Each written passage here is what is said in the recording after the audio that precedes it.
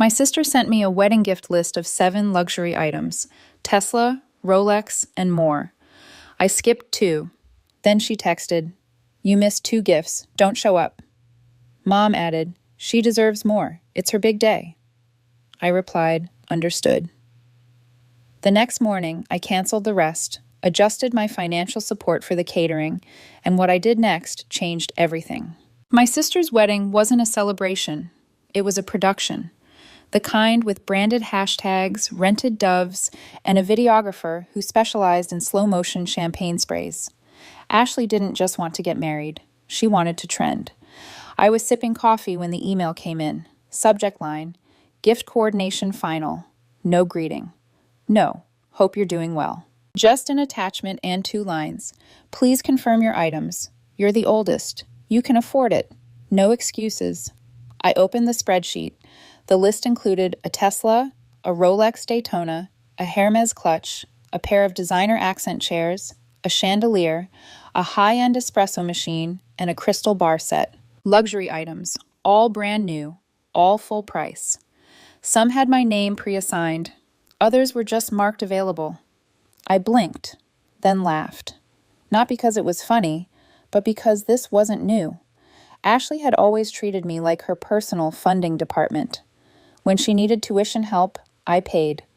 When she wanted to find herself in Bali, I covered the flights and her hotel. When Mom's mortgage was 3 months behind, I wired the difference without hesitation. It wasn't about the money. I make good money. I live comfortably alone. No kids, no big obligations. It's not about the price tag. It's the assumption, the entitlement, the silence where gratitude should be. But still, I selected 5 of the items. I ordered them, paid in full, even added a note on the gift receipt. "Hope it's everything you dreamed of." "Congratulations, Ash. I thought that would be it." The next day, I got a text. "Ashley, you skipped 2. Don't show up." Followed 2 minutes later by a message from Mom in the group chat. "She deserves more. It's her big day." I stared at the screen for a while. The audacity wasn't even surprising anymore. It was just exhausting. I typed a response, deleted it, then typed again. "Understood." That was it. I closed the chat, opened my financial dashboard, and scrolled through the wedding-related transactions. Over the past few months, I'd helped with more than just gifts. I'd co-signed vendor orders, fronted deposits, handled logistics because, as Ashley put it, I'm swamped with content planning. The espresso machine ordered on my account. The catering deposit charged to my card.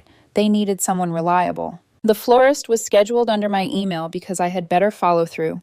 I clicked through each transaction and started revoking payments. I didn't yell. I didn't threaten. I just adjusted. She told me not to show up. Fine. But if I was stepping back, I wasn't leaving empty-handed. She wanted a performance. She'd get one. Just not the kind she rehearsed. It didn't start with the wedding. It started with a phone call 7 years ago. I remember the exact words. "Please don't tell Mom yet. I just need to reset." Ashley had flunked her first semester miserably. She said the campus was toxic, her roommates were jealous, and her professors didn't get her. Then she floated the idea of Bali as casually as one might suggest lunch. A few months to realign spiritually. Maybe get into yoga, maybe journal.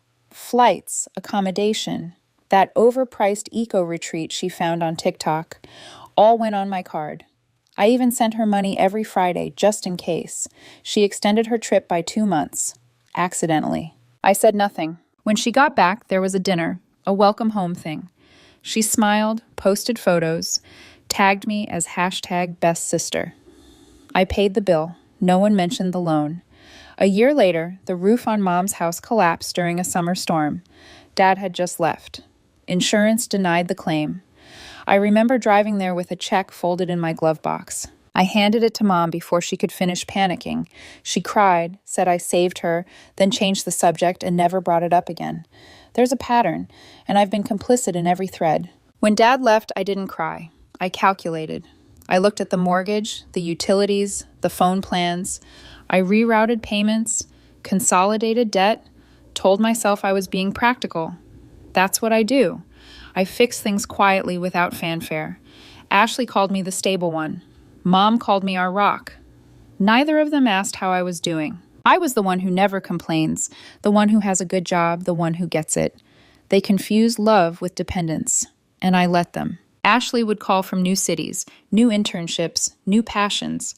Once it was digital marketing, then marine biology, then a startup she co-founded that lasted 6 weeks. I'd Venmo her without question. I told myself it was easier than arguing. Then came the wedding. 2 months before the date, she texted me, "Hey, I'm swamped. Can you handle a few vendor convos? You're so much better at sounding professional." I said yes. I didn't just handle them. I became the point of contact. I fronted deposits, wrote emails, smoothed timelines, all in the name of being helpful. There was no mention of repayment. There never is. Then came the list. A 7-item spreadsheet titled Gift Coordination. Tesla Model Y, Rolex Daytona, Hermes clutch, Loewe chairs, Lamar Zacco machine, Baccarat bar set, a designer chandelier next to my name, items 1 to 5. Thank you. I bought them not because I wanted to, not because I agreed, but because saying no felt unfamiliar, like speaking a language I'd never learned. The next day, she texted, "You skipped 2, don't show up." I stared at the message for a long time. Then came a new one from Mom in the family group chat. She deserves more. It's her big day. I didn't respond immediately. I sat there on the edge of my bed in silence. Then I typed, "Understood," and something inside me cracked. Not like glass, like silence breaking in a room where no one noticed you were present. I made espresso, poured 2 cups. Mike, my best friend since high school, was over. He saw my face before I said anything. "You okay?" "She sent me an invoice for her wedding," I said, like an actual bill, a spreadsheet with my name and 7 luxury items. "And you?" "I bought 5. Mike paused, stirred his espresso, said, "If you were a bank, they'd at least say thank you." We didn't laugh, not this time. Later that evening, I opened my laptop, pulled up the vendor folder, caterer, florist, decor, all still unpaid in full, just deposits, final balances marked, due on wedding day. I remembered something else, the venue contract. She forwarded it to me weeks ago with a casual, "Can you look this over?" Too many big words. It listed me as secondary signer. So technically, they didn't just depend on me, they relied on me. And now they told me not to come. They assumed I'd still show up, still swipe my card, still absorb the stress like always. But I wasn't coming. And neither was my silence. I opened the contact list, started calling every vendor. The morning of the wedding arrived without ceremony. No texts, no calls, just silence. A kind of silence that hums in your ears, like the moment right before thunder. I made coffee, sat on my balcony, watched clouds move. I hadn't told anyone my plans. Not even Mike. He just gave me a look last night and said, "You sure?" I nodded. He nodded back. 9 a.m. My calendar buzzed. Ashley's wedding. 1:30 p.m. I smiled, opened my laptop, and began. First, Lobel Catering. The vendor I had prepaid 6 weeks ago because Ashley had too much on her plate. Subject: revoked payment authorization. Body: effective immediately. Please suspend service. The previous payment has been withdrawn due to unauthorized usage of my financial identity. I CC'd the event coordinator, then moved on to the florist. Same message, different screenshot. It took all of 15 minutes. 15 minutes to unwind months of blind generosity. By 10 a.m., I was back on the balcony, cappuccino in hand, jazz in the background. At 10:41, my phone buzzed. "Ashley, what did you do?" I didn't answer. 11:03, another buzz. "Mom, there's a problem with the shrimp. The florist says she never got paid." 11:06分. "Ashley, did you cancel stuff? Are you insane? Do you know how this makes us look?" I opened the group chat, the same one where they told me I skipped 2 gifts and I shouldn't show up. I replied with one word. "Understood." Then I sent screenshots of the revocation receipts one by one. Catering, florals, rentals, bartenders. It was never about destroying anything. It was about reclaiming what was mine. At 11:30 a.m., guests began arriving. I wasn't there, but I knew. Mike sent a photo. Plastic folding chairs in a loose circle outside the venue. No music, no welcome drinks. At 12:10, I got a call from the wedding planner. "Hi, I was told you were the financial contact for today's event." I said nothing. She continued, "The caterers won't unload. They say the balance is unpaid. The florist just left." Then, quieter. "The bride is having a meltdown." I asked, has the balance been paid? She whispered, no. I said, then there's nothing more to discuss, and hung up. At 12:47, my phone exploded. Ashley, you're making this day harder than it needed to be. Me. You told me not to come, Ashley. Not like this. Me. This is me, not coming. By 1 p.m., things had escalated. The TikTok videos started. One of the guests, a cousin I hadn't seen in years, posted a clip of Ashley yelling at a staffer. The caption read, "Bride overwhelmed as catering issues arise while grandma sits in the heat." 50,000 views in 2 hours. At 1:26 p.m., Mike called. "Catherine," he said, using my name like he always did when things got serious. "You're going viral." "How bad is it?" I asked. "There's a handwritten sign at the entrance. Guests will be seated once balance is cleared." Then he added, "They're serving gas station cupcakes." "And someone brought their own beer," he said, trying not to laugh. Meanwhile, I was still on the balcony, still sipping my cappuccino. 1:35 p.m. a voicemail from Mom. "You always have to be the center of attention. You couldn't just give her this one day, could you?" I didn't listen to the rest because the truth was, I had given her the day exactly as she wanted it, without me. At 2 p.m., one final message from Ashley. "I hope you're proud of yourself." And I was. Not because it fell apart, but because I finally stepped out of the circus. She handed me a guest list and a bill. I RSVP'd with silence and balance due. The morning after the wedding, I woke up without an alarm. No text, no missed calls, just sunlight stretching across the floor like nothing had ever happened. But something had. I poured myself coffee. Real coffee. Not the glittery vanilla hazelnut nightmare Ashley insisted on when she visited. I sat by the window, opened my email, and there it was. Subject yesterday. From Mr. Dunning, my 11th grade English teacher. "I don't know what happened," he wrote, "but I've never seen a bride scream about unpaid shrimp while guests sat on plastic chairs. I'm sorry you went through that, and I'm proud of you." I didn't even know he was invited. A second email pinged in. David, a cousin I hadn't spoken to in 4 years.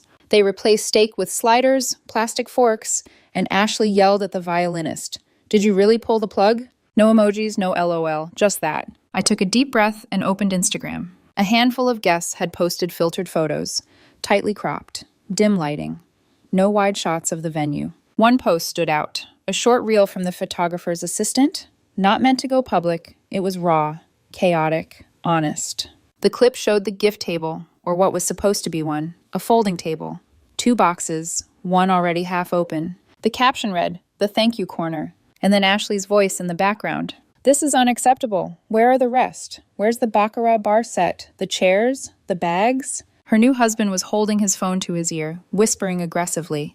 A woman in a headset, probably the planner, kept saying, "This wasn't the agreement. We had a down payment." Then silence. Cut to black. No music, no overlay, just real life. I closed Instagram. A few minutes later, my phone buzzed. Ashley. Just her name. No message preview. Like it carried weight. I hesitated, then picked it up. "You put me in an impossible position," she said, not even waiting for a greeting. I stood up, walked to the balcony, and looked out over the quiet city. "Is that what this is?" I asked. "Humiliation, not a lesson?" She exhaled sharply. "You don't get it. It was our day. You had one job, to support me." I bit the inside of my cheek. "No," I said, "you had one job. To love your sister, not invoice her." She went silent. Then she said, "I told you not to show up. You didn't. But you didn't have to sabotage us." I didn't answer that. She continued. "Now people are talking. Mom cried all night.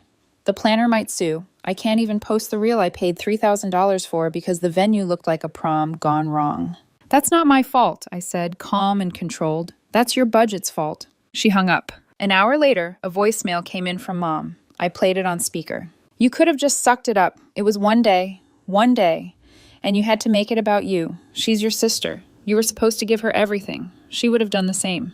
That last part made me laugh. Ashley would have done the same. Ashley had never done a single thing for me. No birthday cards, no hospital visits, not even a cup of coffee when I had surgery and couldn't walk. Everything had always flowed one way, from me to them. And now that the faucet was off, they were shocked. I thought about replying, about reminding Mom how I paid off her car loan when she lost her job, how I covered Ashley's rent for 2 years, how I said yes so many times I forgot what no even felt like. But I didn't. I just archived the voicemail. Then my phone rang again.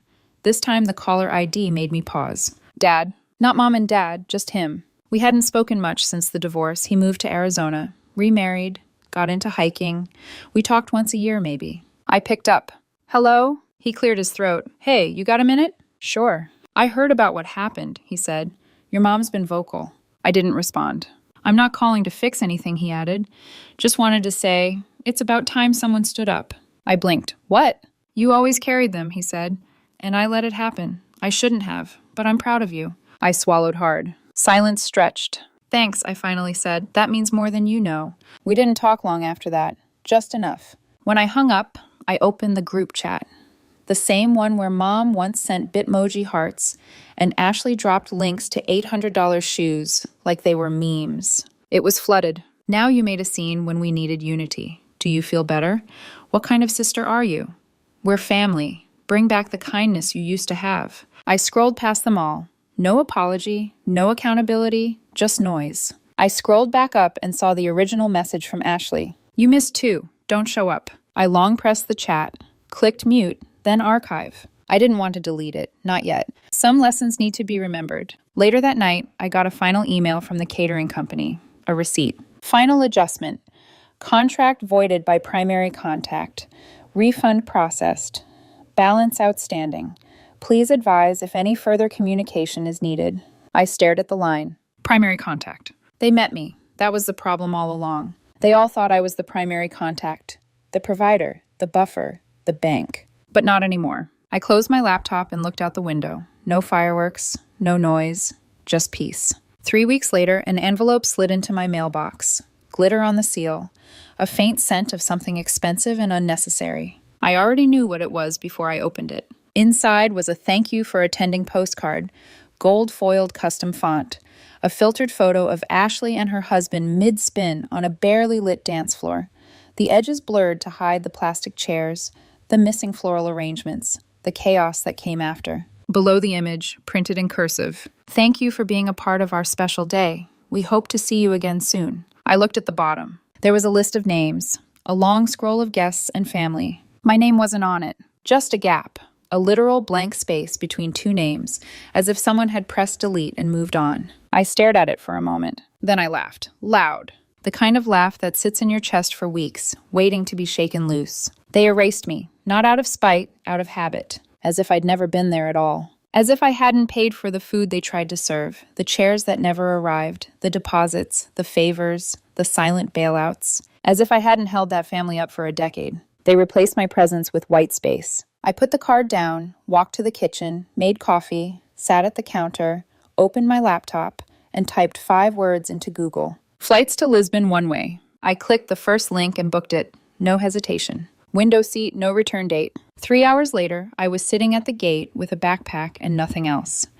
My apartment lease was up in a month. I didn't renew. Let them figure out the rest. The plane took off as the sun was setting, and for the first time in years, I didn't feel like I owed anyone anything. Lisbon was warm, quiet, forgiving. I stayed at a modest hotel at first. Not 5 stars, not a villa, just clean linens, strong Wi-Fi, and coffee that tasted like someone still cared. On the 3rd morning, I found a small cafe, ocean view, no line, no influencers photographing their brunch. Just me, my notebook, and silence. I sat there for hours, writing nothing, just watching. Then my phone vibrated. I let it sit on the table for a full minute before turning it over. Family group chat. Ashley had to sell her bag. She believes your actions affected the day. They're saying you never loved her.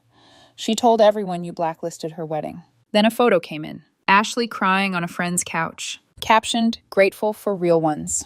The irony. I closed the chat and blocked the number. They could rewrite the story however they liked. Let them paint me as the villain. The ungrateful one. The troublemaker. The ghost. Because sometimes disappearing is louder than staying. I paid for the wedding they couldn't finish. Then I left them with the balance. Emotional, financial, otherwise. They wanted gifts. I gave them reflection. They wanted luxury. I gave them a mirror. They wanted a show. I gave them the silence that follows when the curtain falls. 2 weeks later, a letter was forwarded from my old apartment. Plain envelope, no return address. Inside was a printout, a screenshot of Ashley's wedding registry. The original list, 7 gifts, 2 missing. Next to the unchecked boxes, in my handwriting from when I still thought I was participating, I had scribbled a note. Not to them, just to myself. Don't confuse obligation with love. I folded the paper, slid it back into the envelope, and wrote one word on the back. RSVP declined. Final scene. I'm back at the cafe. The same table. Sunlight dancing on the rim of my coffee cup. A little girl at the next table points at me and asks her dad something in Portuguese. He smiles, shrugs. I smile back. Then my phone buzzes again. Ashley's number. This time, no name. Just digits. I let it ring. Let it keep ringing until it stops. Then I turn the phone off, set it down, and whisper, not today. Ending monologue. She wanted a Rolex, I gave her a reminder. She wanted a car, I gave her control. She wanted a show, I gave her a lesson. But what I gave myself was peace. The screen fades to black. No music, no noise, just the sound of ocean waves, and a woman sipping coffee, finally uninvited from the chaos she never truly belonged to. Now I have to ask you something. Was I wrong? I didn't scream, I didn't expose anyone, I just stopped playing along. They sent me a list, not an invitation. They made it clear I was a wallet, not a sister. So I replied, understood. And I meant it. Would you have done the same? Would you have still shown up smiling, pretending everything was fine? Or would you have drawn a line? Be honest. Because I've been wondering, was this strength or just finally giving up?